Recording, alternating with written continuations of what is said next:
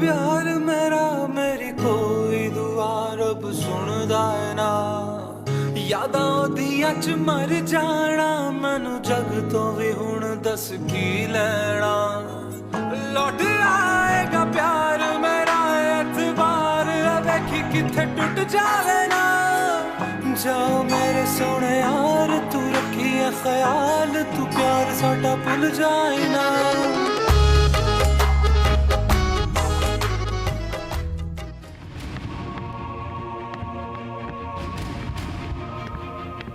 زویا کجا داری میری؟ از جایی که اومدم و میخوام برای همیشه بمونم. داری میری خونه‌تون؟ چرا؟ عدنان منو طلاق داده. طلاق داده؟ چی داری میگی؟ خاله شما چطور شده؟ همین چند لحظه پیش جلوی شما عمو طلاقم داد. جلوی من یا کس دیگه ای 3 بار تکرار نکرده. ببین زویا، اگه از چیز دیگه ای ناراحتی اونو بگو. تو رو طلاق نداده. جلوی من یا کس دیگه ای عدنان 3 بار که تکرار نکرده. عدنان طلاقت نداده. تو از وقتی ازدواج کردی اومدی فقط دنبال ایرادای اونی. به خودت هم یه نگاهی بکن. تو براش چی کار کردی؟ شما چی میخواین بگین؟ ببین زویا، وقتی مرد تو خونه آرامش نداشته باشه بیرون دنبال این آرامش میگرده. بعد تو خودت داری بهش این فرصت رو میدی. جلوی خودتون عدنان طلاقم داد خاله. چند بار گفت؟ 1 بار. با 1 بار گفتن نمیشه طلاق داد دخترم. تو الکی داری بزرگش میکنی. من نمیتونم باهاش زندگی کنم. اون طلاقم داده. باشه، این حرفا رو ولش کن. یه کاری کن، چند روز بذار برو خونه مادرت. چند روز اونجا بمونی حالت هم خوب میشه. این حرفا رو هم از سرت بیرون میکنی. به راننده میگم برسونتت.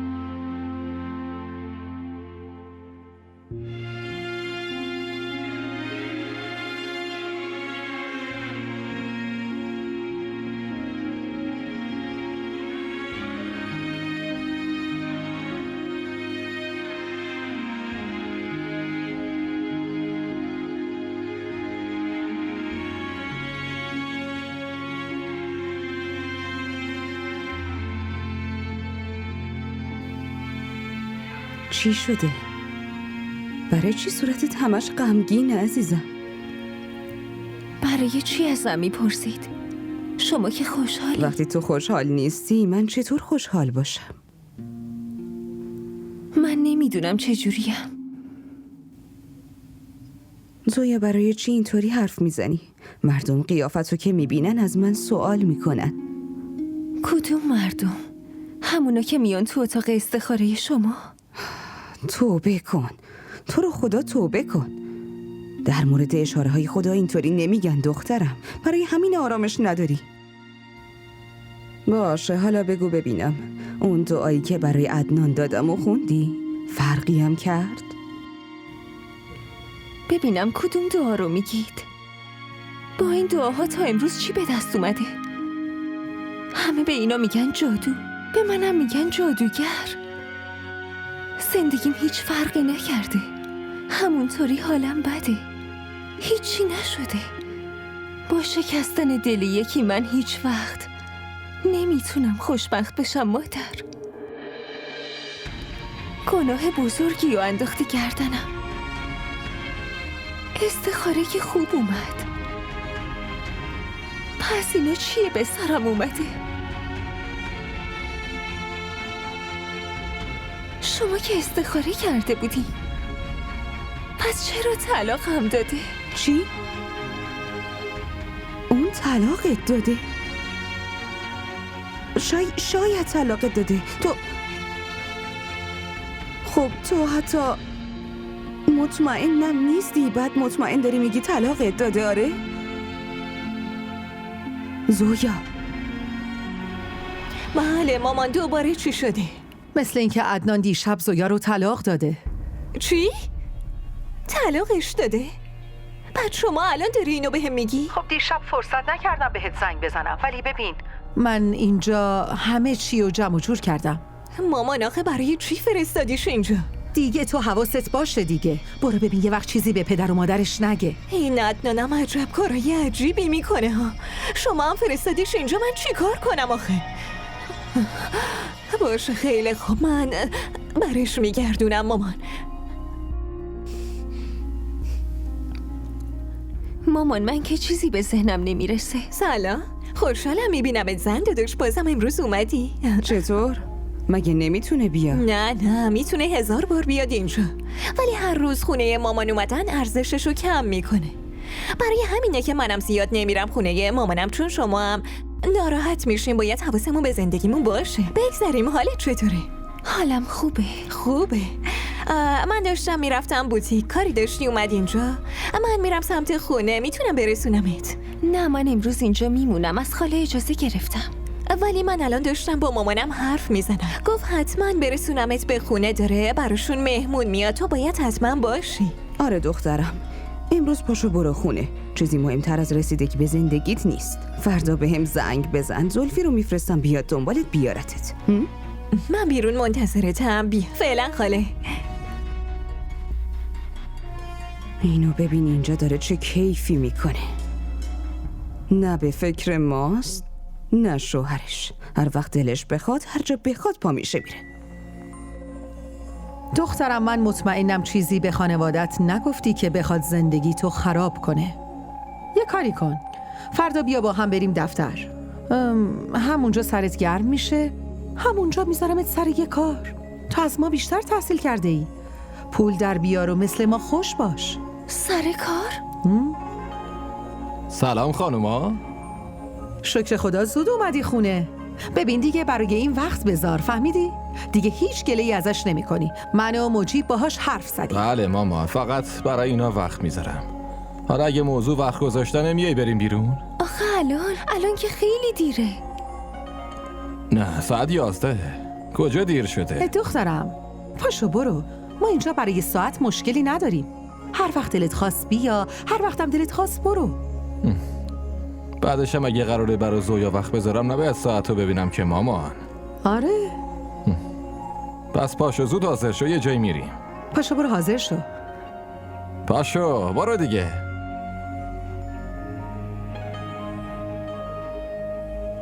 راستی حسابی آماده شو به خاطر من، لطفاً. مامان کمکش کنید دیگه. باشه پسرم، من خودم میبرمش و بهش میگم که چطوری باید آماده بشه. آره داریم میریم. آره همینه. خوبه. کدوم لباسو بردارم؟ اینا همش برای زمستونه. اینقدر آستیناش بلنده که خدا به خیر کنه. این چیه؟ این شاله؟ آره فکر کنم شاله. عین زیرانداز قشنگ. اینم داره. این چیه زویا؟ بابا این لباسا رو بده بره. من میرم بالا، میرم یکی از لباسای سنمو برات میارم که بپوشی. گفتین لباس سنم؟ آره چیه مگه دخترم؟ تو و سنم تقریبا یه سایزید. میرم برات میارم. باشه؟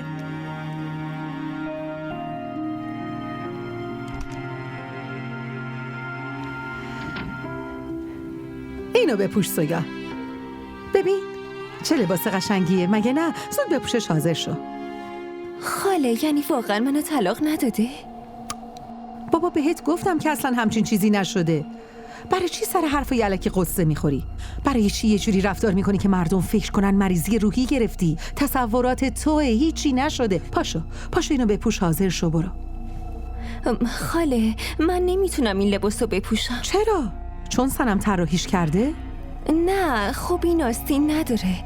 من تا حالا لباس آستین حلقه‌ای نپوشیدم، مامانم نمیذاره. اینجا نه مامانت هست نه فکرای قدیمیش. این خونه هم از هر نظر از اون خونه سوت و کور بهتره. اینجا هیچ محدودیتی نیست، هر چی دلت میخواد بپوش. فقط باید حواست باشه که عدنان از کدوم خوشش میاد. اون تا حالا چقدر بهت گفتی که تیپ بزنی؟ بعد تو سر حرفای مسخره موندی؟ ببین دخترم، من این مادرتم. هر مادری هم دلش میخواد دخترش سر و سامون بگیره. اگه الانم مامان خودت اینجا بود همین حرفو میزد. باشو دیگه، آفرین، زود حاضر شو. عدنان منتظرت دخترم. اصلا هم از منتظر شدن خوشش نمیاد. پاشو بدو، آفرین بدو.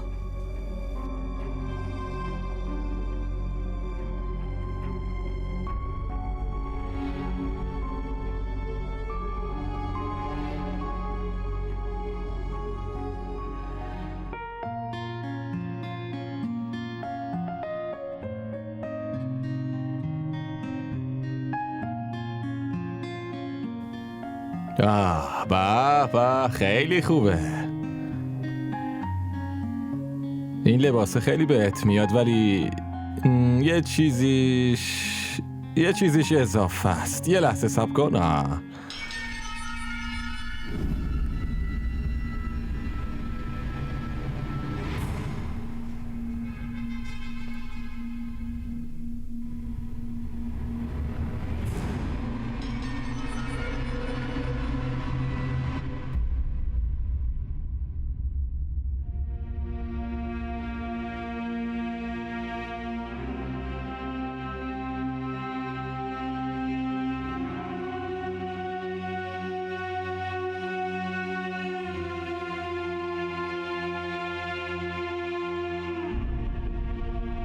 ما را در شبکه‌های اجتماعی دنبال کنید.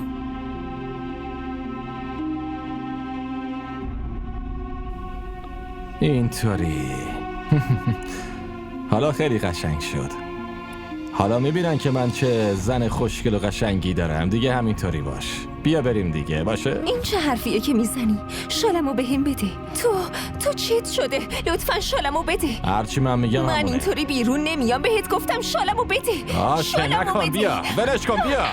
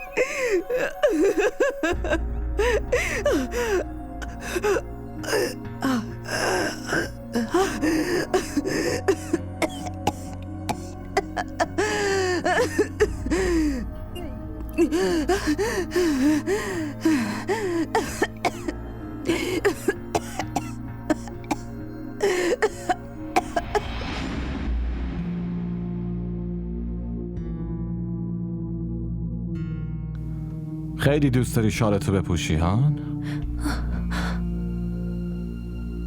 خیلی دوست داری؟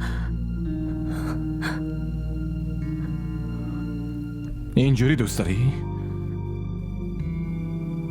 شالتو میخوای؟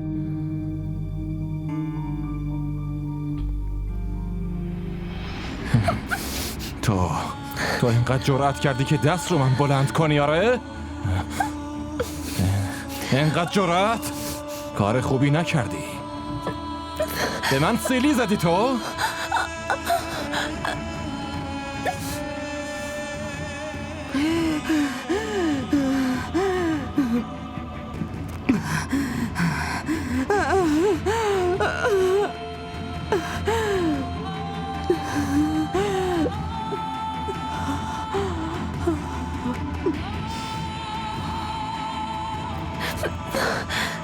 من طلاقت میدم. طلاقت میدم.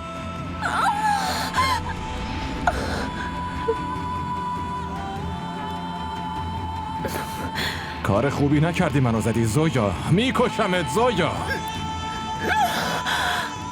میکشمت. تا حالا کسی دستش رو من بلند نکرده بود. تو هم چین غلطی کردی؟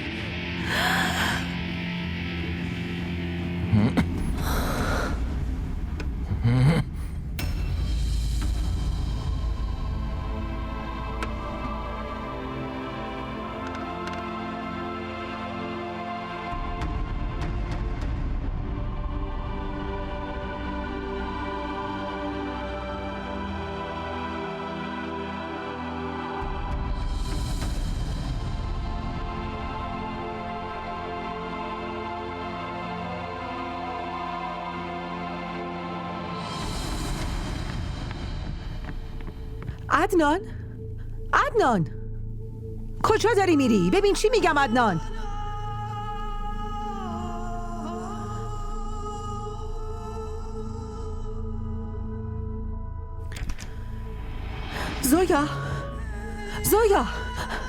زویا دخترم بیدار شو زویا. کریم آب بردار بیار کریم. بله. سود باش چی شده بابا؟ چرا سر صدا میکنی؟ قبل از اینکه قیامت بشه سر صدا میکنه. چی شده آخه؟ اون بیشرف زویا رو زده فرار به قصد کرده. کشت زدتش؟ تو همینو میخوای آره؟ وای خدای من. آب بیار احمق بدو.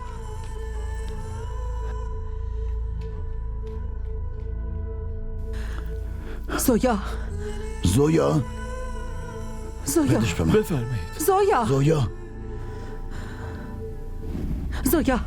زویا بیدار شو زویا. بگیرش. زویا دخترم پاشو. زویا دخترم. زویا صدامو میشنوی؟ این دیوونه کار دستمون میده. زویا دخترم. پاشو دخترم. زویا جان دخترم. پاشو عزیزم. زویا بیدار شو دخترم. پاشو آفرین. چشماتو باز کن.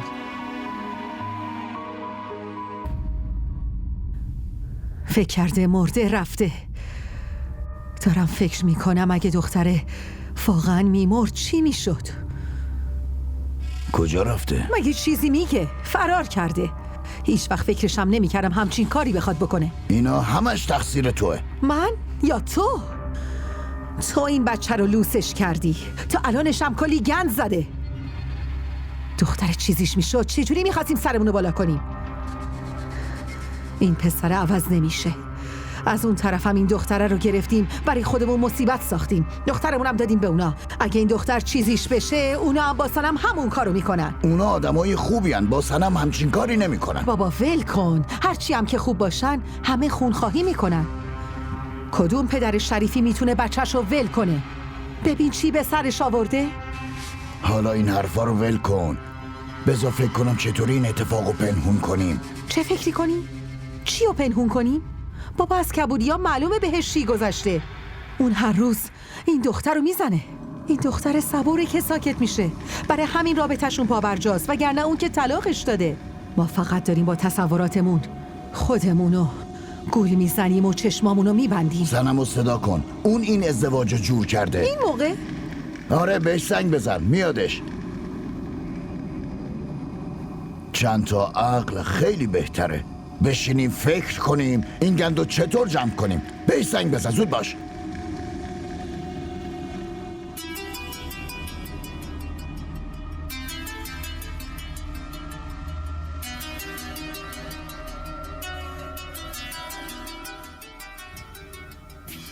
مامان؟ الو؟ سنم دخترم، بابا داره میگه همین الان بیا اینجا. باشه.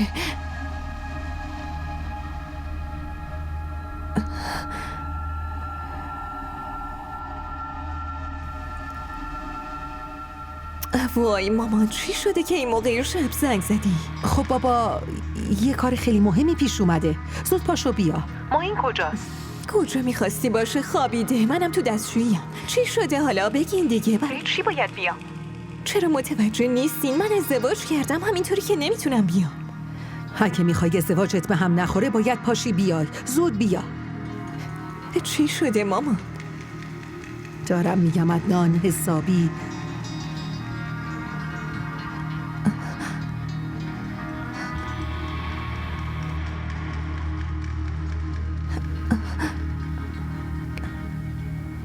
الان را میافتم. زود بیا. خداحافظ. وای خدا. چی گفت؟ اینم که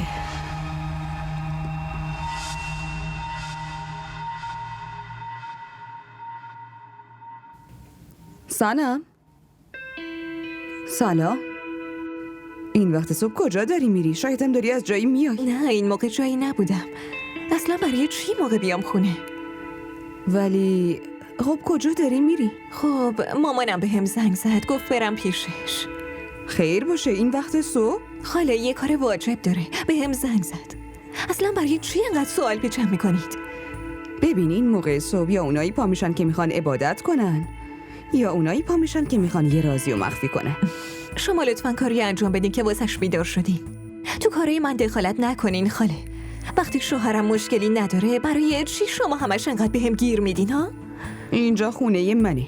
من باید بفهمم کی کجا میره و چرا. به شوهرت چیزی گفتی؟ اون همه چیو میدونه. اگرم نمیدونست مثل شما اینقدر سوال پیچم نمیکرد. بعد از کدوم خونه دارین حرف میزنین؟ از این خونه؟ جایی که وقتی براش ندارین؟ شما که بیشتر وقتتون رو تو مغازتونید. تو رو به همون خدایی که قبول دارین دست از سر من بردارین خاله جون. لطفاً تو زندگیم دخالت نکنید.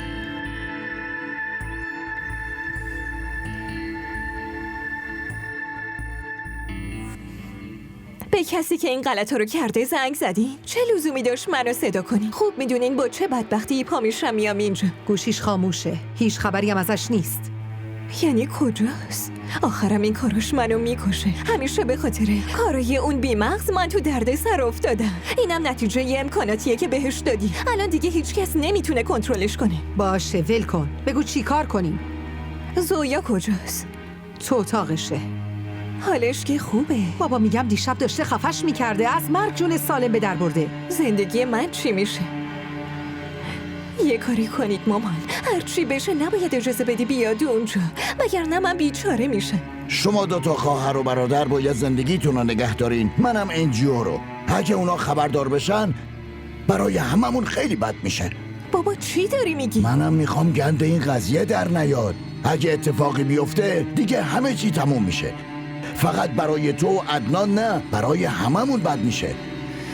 خب ببینم کی به تو گفت اینقدر زود این دختره رو ببریش بذاریش سر کار؟ این خریدایی که صبح تا شب میکنی همه پولش از اون در میاد، وگرنه ماها اینقدر تحصیلات نداریم که بتونیم تو انجیو سمتی داشته باشیم. خب یه آدم دیگر رو میبردی، یه آدم قابل اعتماد. حداقل نمیترسیدیم اگه بره بریز به پاشمون تموم بشه. فقط حواست به بریز به پاشت باشه. هیچ کس انقدر نادون یا دیوونه نیست که پولی که سهمش رو بده به بقیه. پس زندگی من چی میشه؟ معین همه چی رو میندازه گردن من. مامانش از همه بدتره. تو فقط ما رو میترسونی. یه درس بهشون بده. چی کار کنم؟ شما چیزی بهم یاد دادین؟ هرچی بلدم اونجا یاد گرفتم.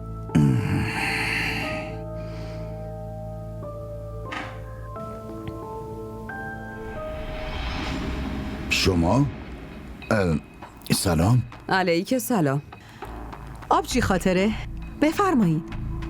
بشینین. اومدم زویا رو ببینم. زویا کجاست؟ آها، فکر کردم اومدین دنبال من که ببینین اینجام یا نه. حالا که دیدین باورتون شد؟ تو اینقدر برام اهمیت نداری. اومدم دخترم رو ببینم. چرا اینقدر بیادبی؟ مادر شوهرته، جای مادر تو داره. زویا کجاست؟ اون الان خوابیده. خوابیده؟ تا این موقع؟ بله، خب راستش دیشب خیلی حالش خوب نبود، برای همین هنوزم خوابه. زویا دختر منه، تا این موقعم نمیخوابه. بعدم اگه حالش خوب نبود چرا به من نگفتی؟ فقط یکم تب داشت. صبح حالش خیلی بهتر شد. چیز مهمی نبود که بگی. خب داداش رو هم با خودتون می آوردین. اون حالش خوب نیست. بعدش هم خب نمیتونه بیاد. زویا کجاست؟ منو تا اتاقش ببرید، باید ببینمش. ایوان نه، شما بشینید، من صداش میکنم میارمش. شما مادرید، اون باید بیاد پایین ببینتتون. تشریف داشته باشین. آره برو بیارش پایین. بشینید.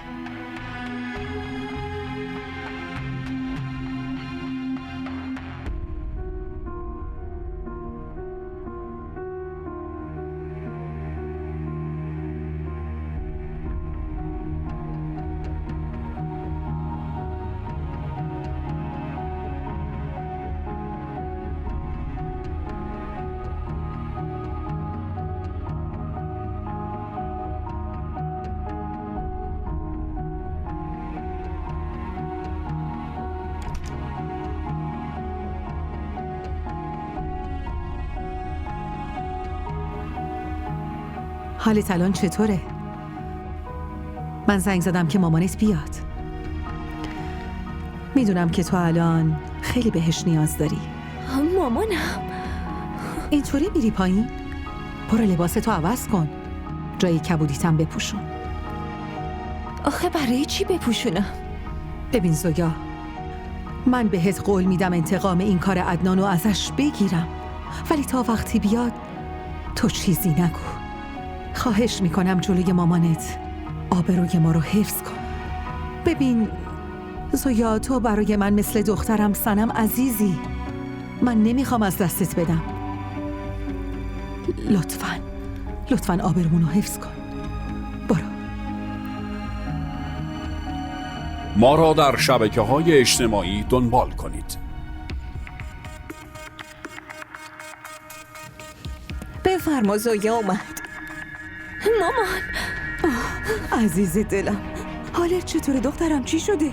زویا، بذار مامانت بشینه. چی شده؟ تب داشتی؟ خب به من زنگ میزدی. آخه برای چی بهتون زنگ میزد؟ من که بهتون گفتم یه تب خفیف داشت، الانم خوبه. خوبی دیگه دخترم. دارم کابوس میبینم. چی شده؟ ها؟ چیزی نشده. منم مثل مادرشم، مگه نه؟ مامان، میخوام باهاتون بیام خونه. الان خونه شما. باشه دخترم، اشکالی نداره، اونجا خونه خودته. با هم میریم. برای چی ناراحتی؟ خاطر خانم، دختر شما همینجوریش هم خیلی احساساتیه. شما هم حرفای احساسی میزنید، دیگه بیشتر حالش خراب میشه. خواهر، یکم بذارید اینجا بمونه، بعد ببرید یه ما پیشتون باشه. نه مامان، الان باهاتون میام. الان همین حالا. باشه دخترم، ببین یه چند روز اینجا بمون، بعد میام میبرمت. باشه؟ ببین هر وقت خانواده شوهرت اجازه دادن چند روز بیا پیشم بمون. باشه؟ ناراحت نباش. خیلی خوب، من باهاتون تا بیرون میام. بیاین بریم.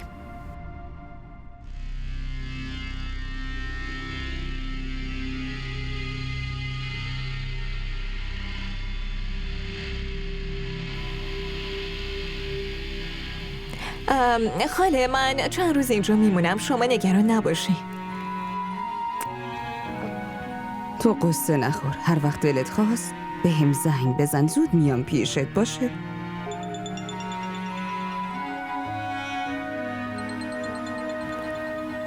معین داره زنگ میزنه، ببخشید.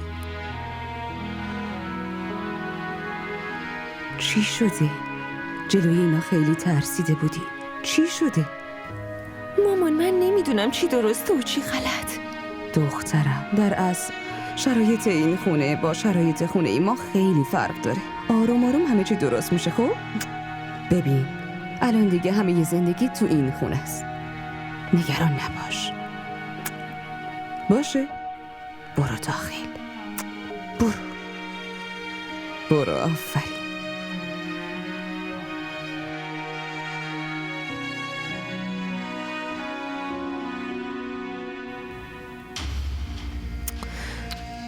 منو اینجا نشوندین، دلم داره شور میزنه. معلوم نیست اونجا خاله خاطره داره چی تو گوش معین میخونه. نباید از این موضوع نگران باشی که مامانش چی داره تو گوشش میخونه. یه روز هم نمیتونه از شوهرش دور باشه. یکی هم مثل اون بچه آروم گرفته نشسته. تو به جای اینکه ما رو درک کنی میخوای خونه رو ول کنی بری. درک نداری، اقلا شرم کن. چی شده؟ نشستم دیگه، چی کار کنم؟ آره، بازم بشین تا عدنان بیاد. خیلی خوب، باشه. اشتباهشونو میندازن گردن بقیه. معلوم نیست چی میشه. من که حس میکنم زویا این دفعه همه چی رو تعریف میکنه. زندگی عدنان که مهم نیست، ولی زندگی من از هم میپاشه. یکی هم مثل بابات نه نگران زندگی توه نه عدنان. حالا شما نگران کدوممونی؟ برای چی نگران دخترید؟ فقط برای پول، نه چیز دیگه.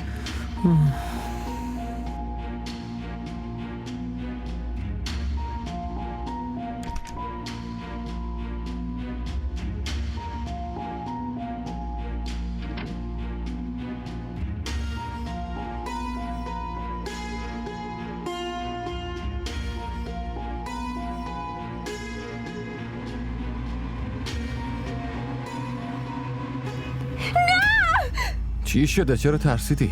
مگه چیزی بهت گفتم؟